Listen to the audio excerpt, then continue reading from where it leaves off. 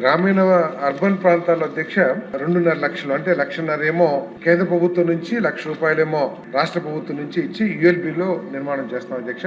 దీనికి అదనంగా ఐహెచ్ఎల్ కింద కొంత అమౌంట్ ఇస్తానికి అవకాశం ఉందని చెప్పేసి తెలిసింది.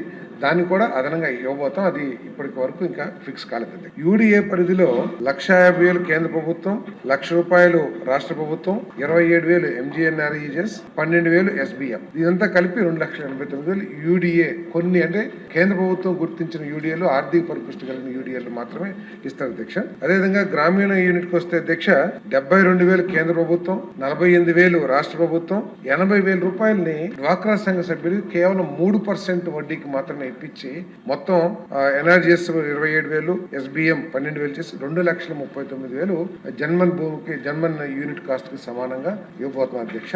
ఇది ఏదైతే కాకినాడ గురించి చెప్పారో, కాకినాడ మున్సిపల్ కార్పొరేషన్ కాబట్టి ఆ యూడిఏకి ఇది వర్తిస్తుందో లేదో కూడా ఒకసారి పరిశీలన చేసి తను న్యాయం చేస్తాం అధ్యక్ష. తర్వాత పట్టాల గురించి చెప్పారు అధ్యక్ష. ఇది వాస్తవమే అధ్యక్ష. కొంత గందరగోళ పరిస్థితులు కొన్ని ఉన్నాయి. మొట్టమొదటిది పిఎంఏ మన పట్టా ఉంది, స్థలం ఉంది, ఇష్టం వచ్చిన వాళ్ళకి ఇచ్చారంట అధ్యక్ష. దీని మీద అవసరమైతే ఎంక్వైరీ వేసి అనర్హుడు కనుక ఎవరికైనా ఇచ్చినట్టు తెలిస్తే వాటిని క్యాన్సిలేషన్ చేస్తానికి కూడా తగు చర్య తీసుకుంటామని చెప్పేసి నేను మనం చేస్తామన్న అధ్యక్ష. అదేవిధంగా పట్టాలు ఇచ్చారు, స్థలం లేదంటున్నారు అధ్యక్ష.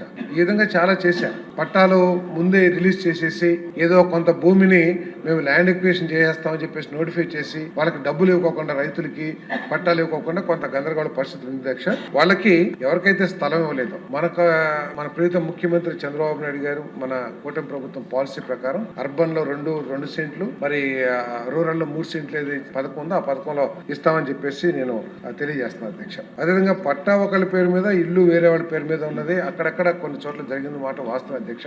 ఒకవేళ ఇద్దరు లబ్ధిదారులను కూడా కూర్చోబెట్టి ఆ సమన్వయం చేసి మార్పిస్తానికి ట్రై చేస్తాము.